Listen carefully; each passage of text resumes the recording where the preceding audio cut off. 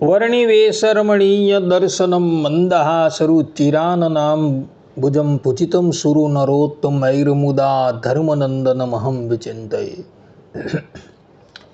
असतो मा षड्गमय तमसो मा ज्योतिर्गमय मृत्युर्मा अमृतं गमय। ओम शांति शांति शांति। अस्मद्गुरु समारंभां नाथयामुनमध्यमां लक्ष्मीवल्लभपर्यन्तां वंदे गुरु परंपरा।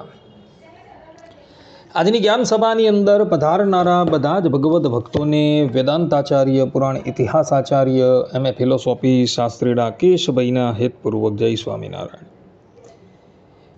ભક્તો। આજની આ જ્ઞાન સભાની અંદર આપણે બધા કયા સ્થાન પર અસત્ય બોલવામાં પાપ નથી એ વિષય પર થોડી વાત શ્રવણ કરશું। તો બધા જ શ્રોતાગણો એકાગ્ર મને કરીને આ પ્રવચન શ્રવણ કરે અને એને આત્મસાત કરી લે।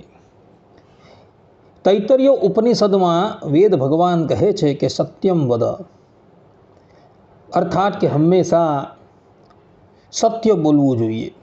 આ પ્રમાણે વેદ ભગવાનની આજ્ઞા છે, પરંતુ અમુક સ્થાન પર અસત્ય બોલાય તો મનુષ્ય પાપનો ભાજી થતો નથી।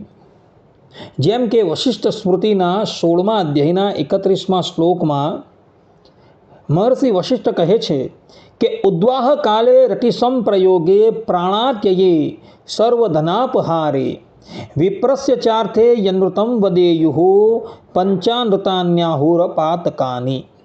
અને એ જ વાત વિષ્ણુ ધર્મોત્તર પુરાણ તૃતીય ખંડ 251મા અધ્યાયના 30મા શ્લોકની અંદર પણ કહેલી છે। ત્યાં સ્પષ્ટ રૂપે કહેલું છે કે નર્મયુક્તમ વચનમ હિ નસ્તિ ન સ્ત્રીસુ વિપ્રા ન વિવાહ કાલે પ્રાણાત્યયે સર્વધનાપહારે પંચાનૃતાન્યાહુર પાતકાની। અને એ જ વાત મહાભારતના કર્ણ પર્વ 69મા અધ્યાયના 33મા શ્લોકની અંદર કહેલી છે।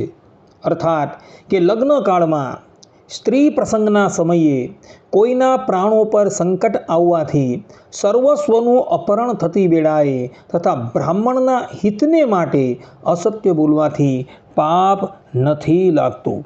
આ અવસરો પર અસત્ય ભાષણનું પાપ તો નથી જ લાગતું, પણ સત્ય પાલનના નિયમનો ભંગ થઈ જાય છે।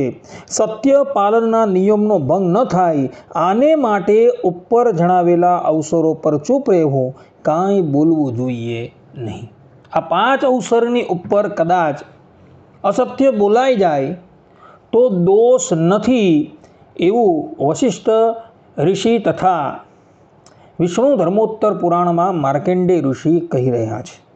કહેવાનું તાત્પર્ય એ છે કે આ અવસરો પર અસત્ય ભાષણનું પાપ ક્યારેય પણ લાગતું નથી, પરંતુ કોઈક વ્યક્તિને એવો નિયમ હોય કે મારે હંમેશા સત્ય બોલવું અને આ સ્થાન પર અસત્ય બોલાય તો સત્ય પાલનના નિયમનો ભંગ થઈ જાય।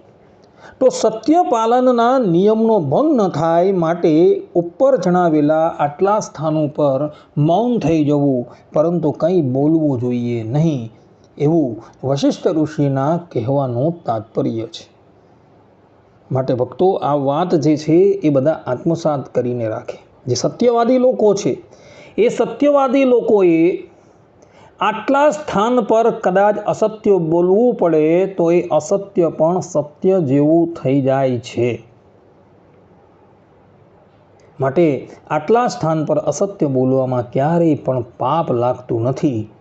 માટે આ વાત જે છે એ બધા જ લોકો આત્મસાત કરીને રાખે।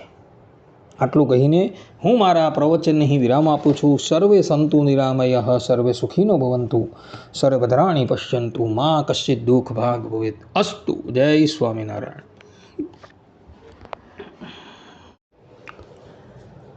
વર્ણિવેશરમણીય